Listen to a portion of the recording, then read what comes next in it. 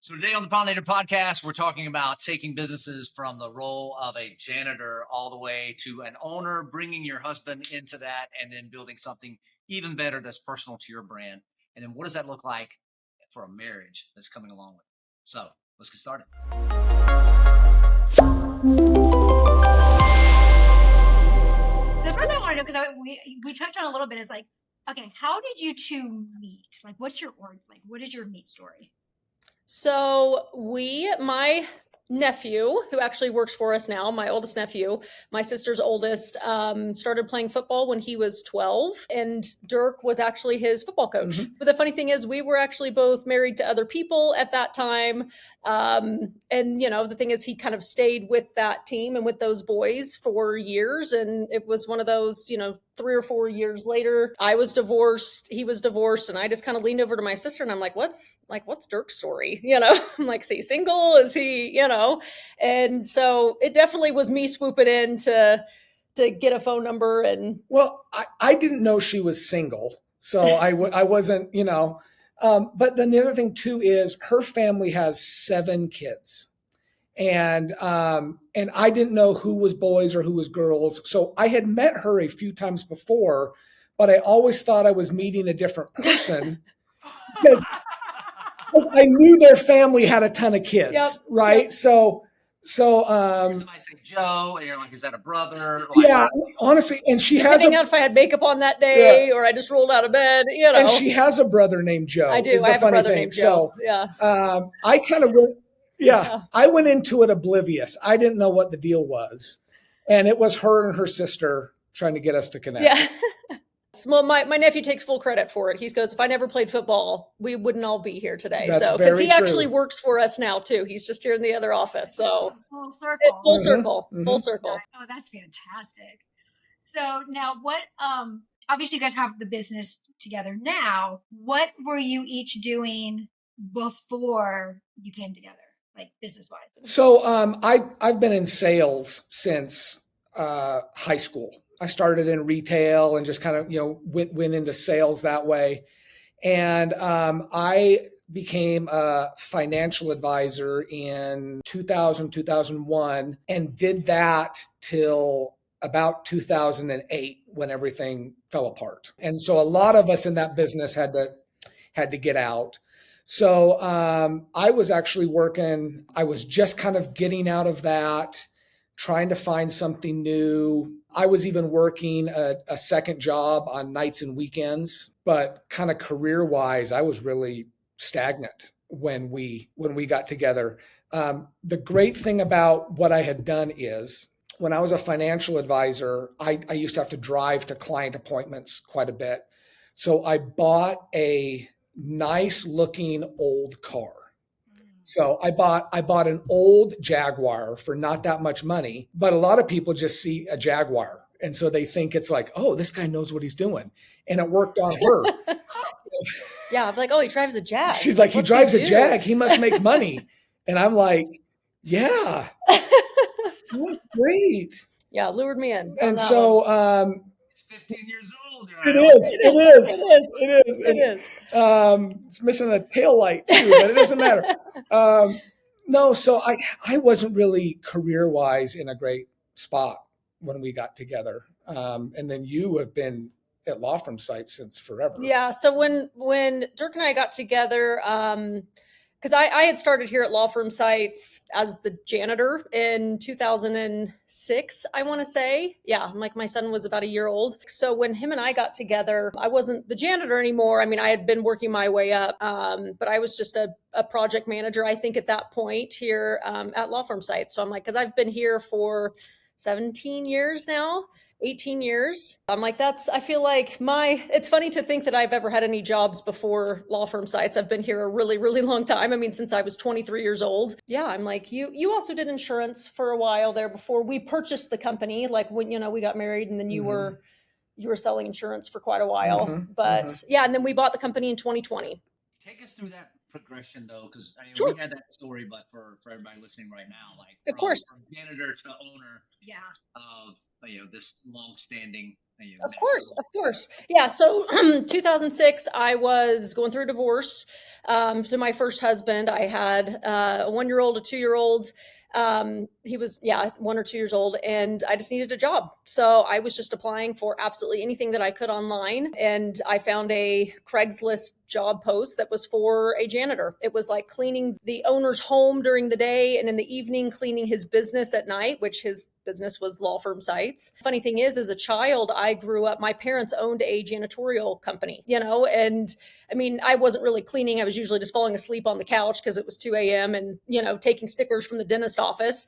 But I was taught how to clean, over the years. So it was something I just felt like I could do. It was like the one skill set I felt like I had because I hadn't really been in the job world and I just needed something. So the funny thing is that when I sent the email over or, applying for that job on Craigslist, I've always kept my maiden name. My maiden name is Fish. It's just memorable. Like Joe Fish is just very memorable. So I've always kept it, like in my email signatures, like in my social media. So when I emailed over applying for that job, I got an email back from, the owner, and he said, "Is your maiden name Fish?" And he said, "Are your parents' names Mel and Linda? Are you from Alpharetta, Georgia?" And I emailed him back. I said, "Yeah," I said, "those are my parents. I am from Alpharetta, Georgia. That's my maiden name." And he came back and said, "You're just never going to believe this, but we grew up in the same church together." He's 10 years older than me, so I didn't remember him. And he goes, "Your dad was my scoutmaster, and I really looked up to him. And I'm friends with your older brother, Jared. And I took your sister, Rachel, on a date at one time." And so I'm like, our families very much knew each other. And so to me, it was fate, right? Like that it was even, we found that. And he goes, "Your dad was such an inspiration to me." He's like, "You can absolutely have the job." So I didn't even really have to interview. I just got it. And so then I just started cleaning. I was, like I said, cleaning their home during the day and then law firm sites at night. And I would say probably a year into that, 2007, 2008, the receptionist position here at law firm sites opened up. And he goes, "You should be the receptionist. Let's get you, during the day. You don't need to be the janitor anymore. It's going to pay you more. I can teach you everything that you need to know and how to answer phones. And like, let's start progressing and working your way up and teaching you more skills." And I was so grateful. I was so excited. And it was one of those moments where somebody sees you and somebody believes in you. And like, it just kind of ignites something, and a spark of like, I can really do anything and I can work really hard. I don't necessarily have to be the smartest person in the room. I just need to be like the hardest working to be acknowledged and to be able to progress and be successful. And then it just kind of kept going from there. I went from receptionist to project manager to director of development to COO. I was the COO in 2017 until 2020. And the owner came to me in early 2020 and he just said, "Hey, I'm thinking of retiring. I think I'm done." And he said, "You have pretty much been running the company the last, however long, and I trust you. We have been, together now for 15 years, whatever it was at that point." And he just said, "Would you like to buy law firm sites?" He said, "Before I put it out there, I would love to offer it to you. You have been running it if you can buy it." I drove home to Dirk that day. I'm sure I was going 105. And I got home and I said, "Hear me out." I'm like, "We have this amazing opportunity and I don't want to pass this up. Like, this is like my destiny. This is what I'm supposed to be doing. And I know that we can make it amazing and work together. But we're going to need to do it together. And I'm going to need you to quit your job and sell your motorcycle because we need every dollar that we can." And he didn't hesitate. He said, "Let's effing go," but didn't say effing. That sounds like something I'd say. That was October of 2020. So we've owned the company now and worked together for the last 4.5 years. And the company has never done better. And we're still married. So yeah, that's our gauge of success. Plus, right? You're still married. Yep. Yes. Yep. I will say that I am very, very jealous of that because while Shannon also came from a sales role, that was not her natural kind of God-given talents, and she had to be encouraged in that role. And it took her a lot longer than one conversation to come leave that job and come work with me. Yeah, but, you got her. It looks like you got her though. Yeah, the sales pitch worked. Yeah, oh yeah. More of a long game sale. That's all. Yeah, 3 years. A long sales cycle, but again, I was in medical sales, so I mean, I had a pretty good salary. I had commission, which I always exceeded my goals. So I was always getting all that extra money in. And so, yeah, that part was hard to leave. But a lot of the corporate nonsense, you finally get fed up with it and you're like, okay, like enough is enough. The money's not even worth it at this point. Like for your own just like mental well-being For sure. and sanity, it was finally like time to like go. Yeah. Yeah. Well, we were talking about this last night, and we're to the point now where like we could never go work for somebody else. No. Yeah, No. and that's kind of where when the opportunity to buy the business, that was a little bit in the back of our head of, hey, I'm kind of tired of working for other people. Is this worth a leap? Yeah. Because it's a risk, right? Like it's, but giving up a job with a great commission that you've kind of got wired and down to go start a new business, that's no small feat. No. It helped that after she was the national winner in her division, or President's Award, top of whatever the scale was, that like the reward was, the extra little bonus that came on with that. But then what was it, like a 2.5%? It's like a 3% raise. Yeah, base salary raise with a 40% increase in the in my bonus. sales goals. Whoa. Okay. Like, so you're essentially asking me to do more work for less pay. Yeah. We've got a brother-in-law in the medical sales. So I know a ton of guys that work in it. And that was always kind of their one big complaint is like, hey, I'm now the top guy, or I have met my numbers, or I've done my whatevers. And then the next year they would get this giant increase in quota that they would have to hit. So a lot of the guys around here just kind of bounce from one to the other because they get a quota they can't meet anymore. And then they just go to another shop, work up, get a quota they can't hit, and then go to another shop. So. Yeah, we had to sign 2-year non-competes. Oh. So I couldn't go anywhere. Yeah, a 2-year non-compete. So I knew this because I had seen people who like their first year with the company would get those awards and see that was just a downward spiral after that. So I literally I would really pace it out to not win the award. Yeah. So I made it last until 2020. So I started in 2015, 2016. I won in 2021 when they were doing the awards for 2020. So I spread it out long enough. Not really trying though. Like that, I think that was the interesting thing. Yeah. Is that when COVID hit, they kept driving be on the floors every day. You need to be out, But you couldn't. All the hospitals were locked down. So she couldn't do that. So everybody else was super struggling. But Shannon always built those relationships, right? And it was based on not just being in everybody's face every day asking for a referral, but when she did get a referral, making sure that case manager or that nurse, whoever it was, everybody was tied in. The people were well taken care of, and she made their job easier. So that's why they like to refer to her. People stopped showing up. They were naturally calling Shannon. Oh, yeah. And so and that's what propelled her. Well, and also pivoted beyond. because all the adult side shut everything down. All elective surgeries were canceled. And so I pivoted because children's services don't stop. They're not going to. So I pivoted to all my children's hospitals. But that's not the point of this podcast. I'm having a conversation. I know. It sounds like it was a very easy decision to be like, yes, we're buying the business. We're working together. Yep. You decide to okay, we're going to do this. What's the conversations afterwards once you start getting into the business of what's the strategy? Who's doing what? How did you figure that out? And what was that like? It wasn't that. So the initial kind of dividing up responsibilities was really easy because she was already here and she's like, I can do. I was already running she was running. So that was easy. Yeah. And then, so for me, it was the previous owner was the guy doing all the sales and marketing, which was my background. So I just said, okay, let's do this. You keep running your stuff. I'll take over the sales and marketing. And then that way we can at least jump in and just maintain. Yeah. Right.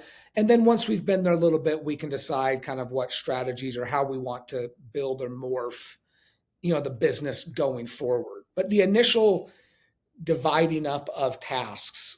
Well, it was very much, I was like, hey, I have been running everything. The previous owner is mainly just doing, yes, all of the sales, like all of our sales for us. And I'm like, and you know sales. So I'm like, that is the role that you need to kind of take. I will make sure everything else is taken care of. I'm just like the clients, the development, the processes, the employees. I'm like, absolutely everything else I will handle. I already had been for the last few years, but it's just like sales were not my strong suit. I've definitely learned and gotten better at it over the years, just because I'm a business owner and you kind of have to, when you become a business owner. But it just was a very easy, natural kind of transition from the previous owner leaving. And that was the main thing that he did, for Dirk to just kind of step into that role and take over sales. So, I mean, it has shifted a little bit since then. But we are still kind of fairly running that same, like that same process that we initially did. I think you're more involved in a lot of the sales and marketing than maybe you thought you would be.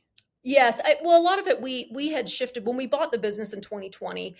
We are a nationwide company, but the previous owner did the majority of, like our leads and everything that we would get were from like direct email marketing. So there was nothing ever in person. People didn't know who we were. Like our clients never saw us face to face. Everything was done over phone, over email.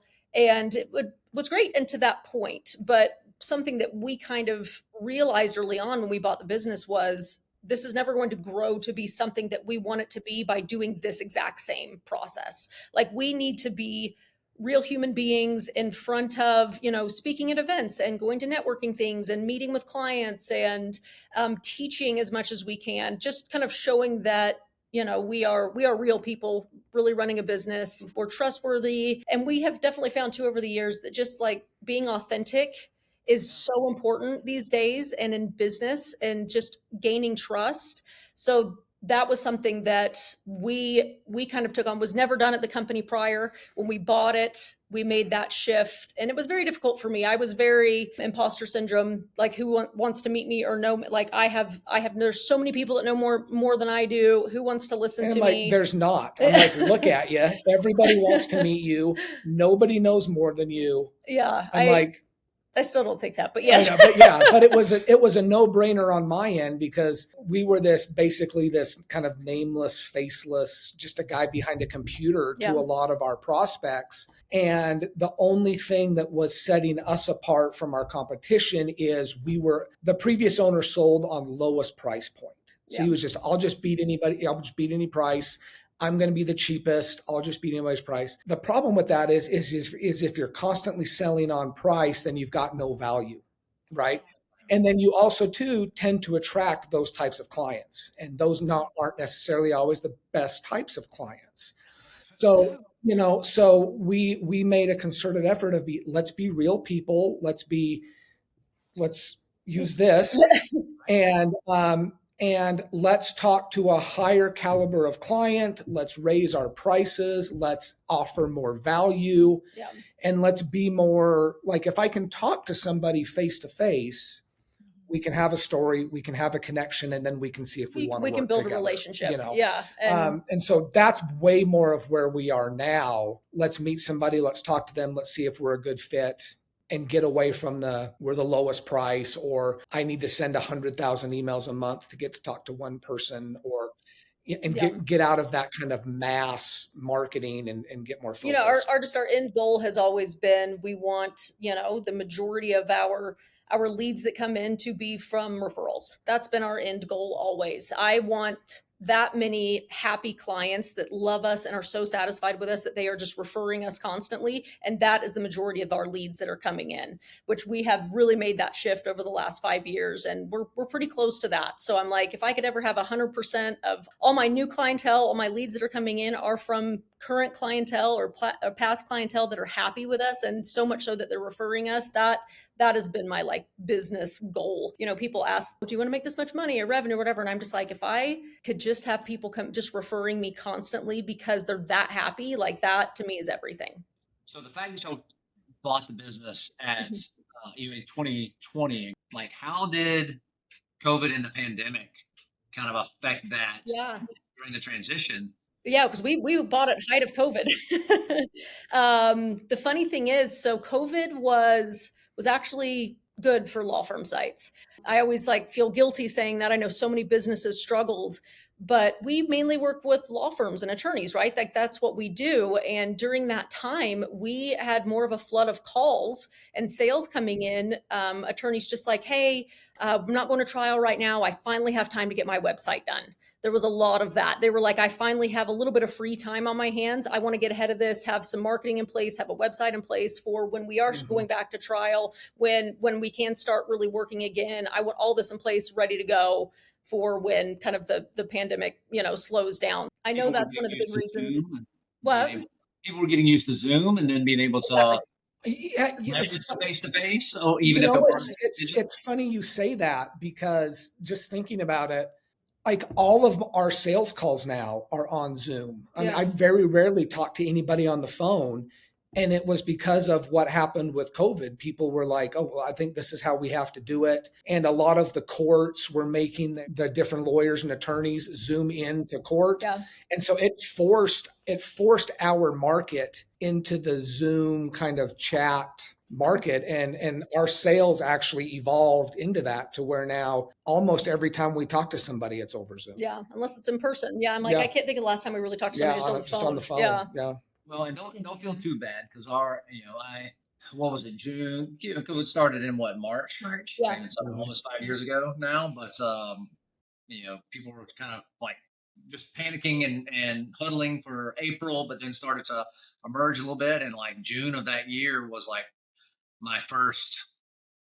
Well, I mean, you have plenty of records, but it was like the first big jump in terms of a record month too, because people were coming back to look at different strategies and how do I improve all those things, same things like you're talking about. But the big thing that I remember that helped me is a lot of my clients, I still met with a lot of clients in person.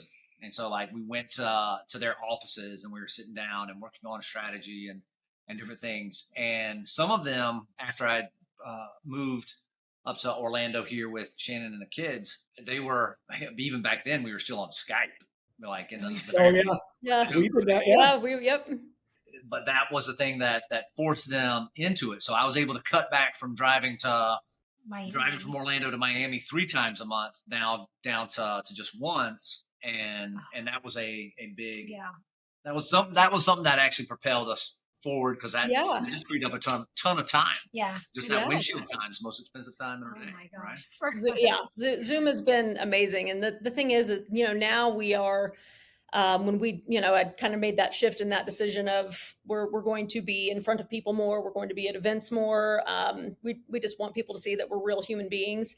It's gone so well, but we're in half the year in Florida, half the year in Utah, and not consistently. So it's never, people are always like, oh, do you like snowbird down in Florida and, skip out on the winter? I'm like, no, it's very much, we could be in Utah on Tuesday and then Florida on Thursday and back in Utah on Sunday. And so it's very inconsistent, but it's just kind of as needed. And how does your hair manage the transition in humidity?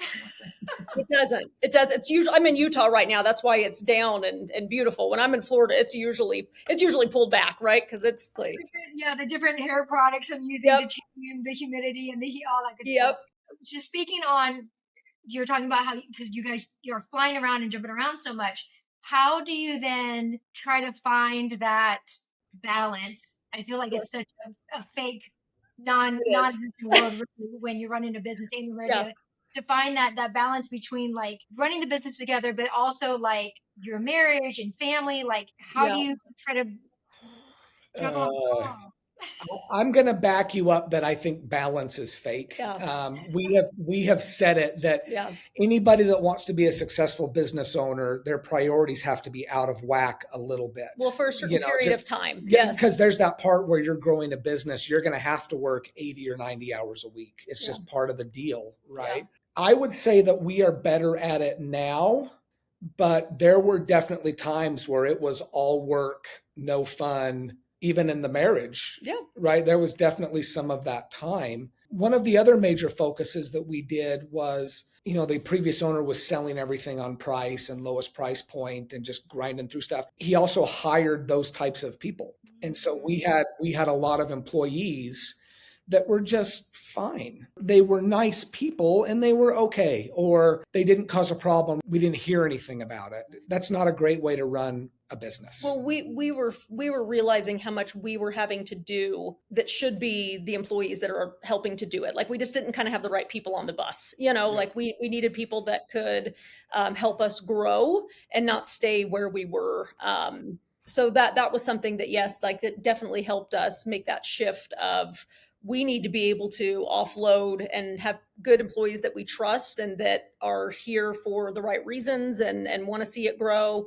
And we are not doing the work of 6 people between the two of us. But here's the thing, I've seen so much on that, and it's if you want to have a successful business, if you do have those goals, you are going to miss natural things in life. You're going to miss some of your kids' events or family events or a family vacation or whatever it is while you're growing a business. Balance doesn't totally exist. It exists in our own heads, how we can keep yourself mentally stable as much as you can. But I feel like knowing that there's an end goal, and if you're working towards it, now if you're just working yourself in circles, then it's for nothing. But I was willing to give up that balance or give up extra hours of my life to build us something more successful, to set us up for a future that we won't always have to do this. Our goal is not to do this the rest of our lives. Our goal is to, at some point, sell this business. If our son does not want to take it over, we don't want to work until we're 75 years old. That is not our goal. We want to be able to retire and sell the business. And we're willing to do the work now and to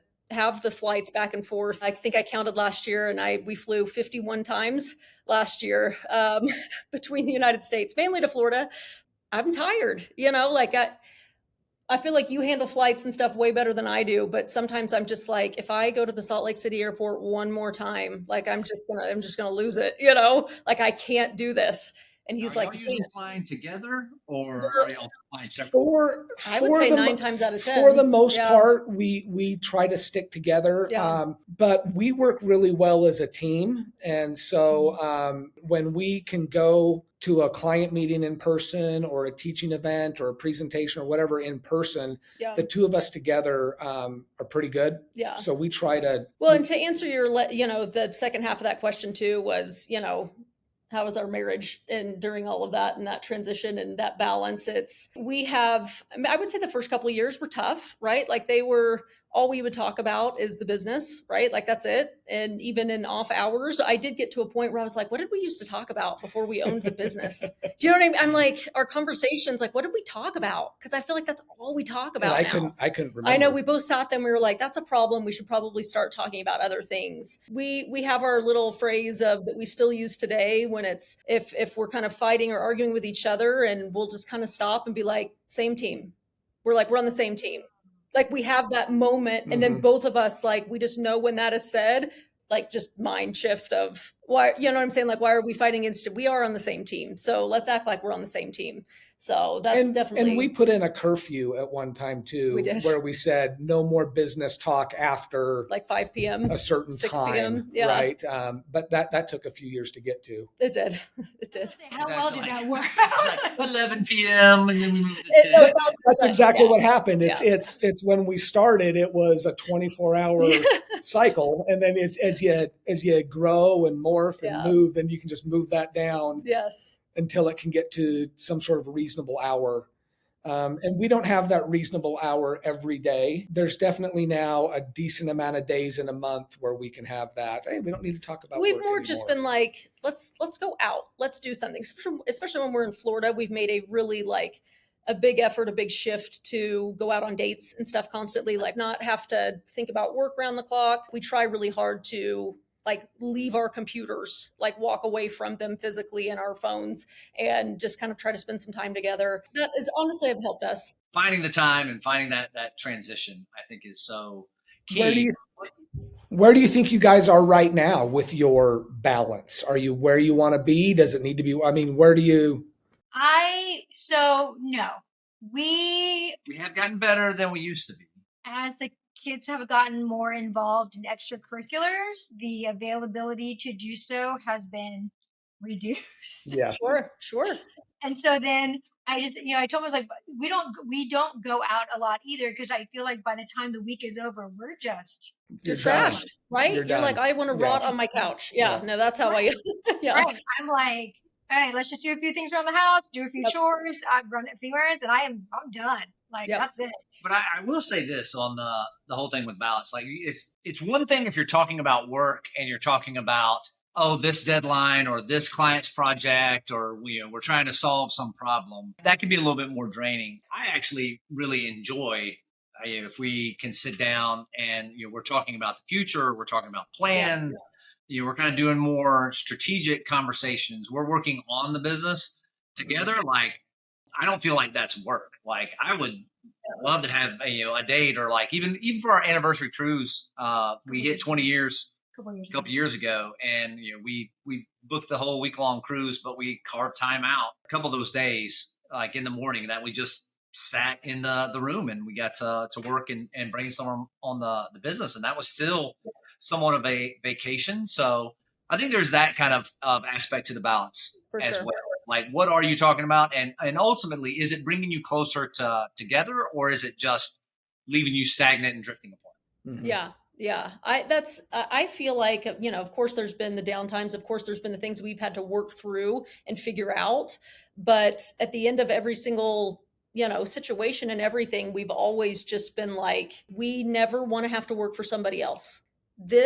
What we're doing now, even in its hardest times, are so much better together and getting to be together and owning this business and doing something awesome than having to report to somebody ever again. We don't want to have to ever do that. And that honestly really, really drives us. I mean, would you agree? Like it's something that like, yeah, if I'm on a long day or a long flight, or we're coming off of a red eye or something, it's like, hey, our sales are low that month. I don't got to call a boss. Yeah. I don't have to report, or, know. Unemployable. That's the term. I actually, the first time I heard that was I think it was last year. It hit me so like just straight. I'm like, yep, nope, that's us. Yeah. And it's like, it's not that there's anything wrong with that. A lot of people like that. The funny thing is, I never had, and a lot of people just like are so shocked when I say this, I never had a goal to own a business. That was never, ever, ever a goal I had. I never wanted to start a business.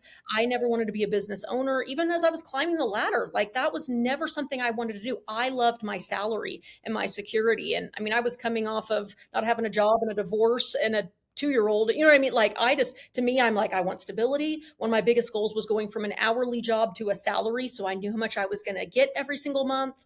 Like that was like an ultimate goal that I had. And not once did I ever think I wanted to own a business. So there's just nothing wrong with people that want to be, you know what I mean? You don't want to own a business. I actually understand that. I felt like I've lived the majority of my life not wanting that. But I think that I just realized, and I came to learn, and I figured out who I was, I think, over the years, right?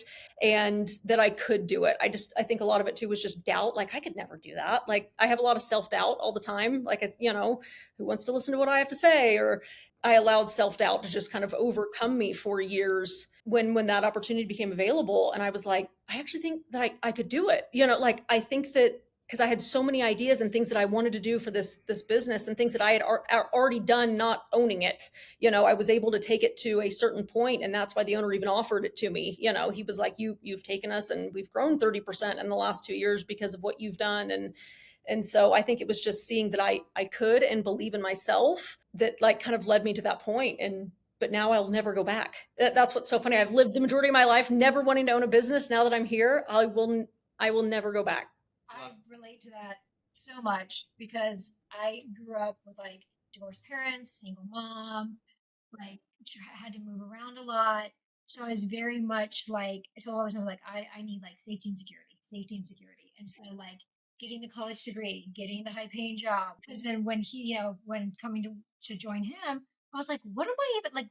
I don't even know what I'm going to do. Like, what am I doing? I mean, if you back up to your point, Jo, like if you would have asked us when we first got together, almost 25 years ago now, like there was nothing about business ownership in either of our paths. Like Shannon was planning on being a veterinarian. I was going to go be a teacher and then come back and get my PhD. And I was going to go be a geneticist in some lab somewhere. Yeah. And it's just like the paths life takes you. And I kind of went out on this entrepreneurial journey first, which was already kind of a big, I was like, what are you doing? I was what we discussed. We started dating and got engaged. Like, Yeah. What are you doing? This is not safety and security, sir. Exactly. Right. Well, it's yeah, I love that. I'm like very relatable. I'm like, I want safety, I want security.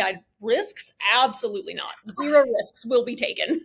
I'm like, that was my just goal. That was my mantra. I'm like, nope, not going to take one risk. I'm going to just work hard and get my raises here and there, and that's, feed my kid, and that's what I'm going to do. So same. But something I wanted to go back to that you mentioned, you were talking about when the two of you kind of like would start to go butt heads, you kind of had this word like same team, which I think is great. But when you do have those difficult situations, maybe it's like making a decision on like what path to take or whatever kind of difficult decision where you're not seeing eye to eye on that. How do you ultimately resolve that? Is there like, does somebody get the final say? Do you guys just keep going? Okay. All right. Don't listen to him. Don't listen to him. If we can't come to something, she's like, well, this is what we're That's doing. not true. And I go, okay. Listen, it's taken us a long time. I honestly think that it helps too that we were both previously married to other people. Like this is our second marriage. So we've always said the joke too of like, this is both of our second marriages and we own a business. Like we have to make this one work. Nobody else is going to love us past this if we're people. Like we just make that joke. We're like, nobody will love us. You can't be twice divorced. You're the problem at that point, So we've always just made that joke. But it also, I think, has really helped us. In my first marriage, my husband, who we have a great relationship now, he was a drug addict. And I felt like I was his mother a lot of the time, I felt like I had two kids instead of one, and nagging him and telling him what to do and mad at him all the time. And there was no adult conversations. And so when we came into, this marriage, it was something that I was like, I never, ever want to have an argument go unresolved 4 days at a time. So, and that was something I was very clear with him about. I was like, I want to resolve it. And as long as we have to talk it out, we have to talk it out. But like, there's going to be a solution, and then we are going to hug and kiss at the end of it. And we're going to move on and not stew and dwell on things. I think that we've done a really good job too of, we apologize very quickly to each other. Even if we both think that we're right, we'll usually take turns. We'll be like, hey, who apologized last time? If there's the stubbornness, we both feel like we are right in the situation. He's like, it's your turn to apologize. And I'm like, okay, whatever it is, to me, it's just not worth it. Right. Like let's just move on. And yeah. And here's the thing. It's a very humbling experience. It's not easy to do. It's not easy to do. Oh yeah, no. Because nobody enjoys being wrong. Right. Like, it's not a great feeling. Yeah. And that's the thing. We actually don't even have to say, hey, you're wrong or you're right. It's more just, I'm sorry that we're in this situation. I'm, like for the fight or whatever it is, and just trying to kind of hear each other out and move forward. I feel like the longer you let it kind of stew, the worse that it is. It's like, however painful it is, it's a very humbling but yet freeing exercise. Like when you just let go and you're like, hey, I'm really sorry. But then the other person needs to accept it. Like it can't be this still back and forth thing. I'm sitting here, I'm like, that was really long-winded. I know it was. For just to say, how do we get to a decision? You're right. If we're on opposite ends? True. And when that happens, you mainly veto me. If I'm stuck and you're stuck and there's no way to move forward, you make the call. I feel like that's on business things. Yeah, probably. Yes. Well, that's more business. Yes. Yeah. More business, not personal. Yeah. Yes. Okay. Yeah. We kind of say that we own the company 50-50. I mean, technically in the corporation papers, we own the company 50-50, but everybody knows who the boss is. But I mean, to be fair, you knew that coming into it. No, I'm not. Yeah, I'm saying everybody knows, and I mean everybody knows who the boss is. So yeah. So kind of thinking about this journey now, and knowing that just not a lot of people do this. Like, there's very few people that get a business in themselves. Even smaller amount of people that do it married. What advice would you give to a married couple that is thinking about jumping into this and starting a business together? Or one coming into another business that's existing. Right. I don't know. We'll have different advice. We will. We'll have different advice. I think the thing that has helped us is we have separate lanes where she is in charge of certain things and I am in charge of certain things. And then we only have to overlap on a couple things. But otherwise, I let her do her stuff. She lets me do my stuff, which I think is good for any business partnership, because business partnerships, in general don't last, much less married people trying to start a business. So I would be more like, hey, you do your things, you pull your weight, I'll do my things, I'll pull my weight, and then we can overlap on a few types of things. But it gives me my freedom to do what I want and run my shop the way I want, and she gets her freedom to do that. And I'm not always looking over her shoulder, or she's not always looking over my shoulder. But you would need that with any business partnership. The difference we have is my boss is the same at work and at home. So that's just the main difference that I see. What do you think? I would say, first off, it is just not for everybody. And that's okay. Like, it's not everybody can do it. And then that's okay. You've got to have like the right partner, and you have to have a strong foundation in your marriage prior to a business working out. If your marriage is not secure and strong and have that good foundation, your business won't be able to fall back on that. I think as well, we have a certain level of accountability to each other. Just kind of everyone needs to be accountable to someone just in business, right? Like a lower level employee to a manager. Yes, we are both owners and we are both 50% owners, but we have a level of accountability to each other. If one of us is dropping the ball, we have to have those tough conversations and be like, hey, you're not doing the things that you said that you're going to do. Do you need help? Like, it's not accusatory. It's more just, let's get us both back on track. But everybody needs to be accountable to somebody in life just to make sure that you're getting your stuff done. And people are human beings, and we drop the ball or have life things that happen. And I think that has definitely helped us. So if you can do it, I mean, I highly recommend, right? Like I feel like I've never been happier in a better spot in our lives. But again, it's not for everybody. Thank you. Well, that is so awesome, guys. We appreciate you taking the time to be here and sharing your story and all that great advice. And I know a lot of people will be able to get a lot of things out. So awesome. Thank you so much for having us. This has been great. Yeah, this has been great.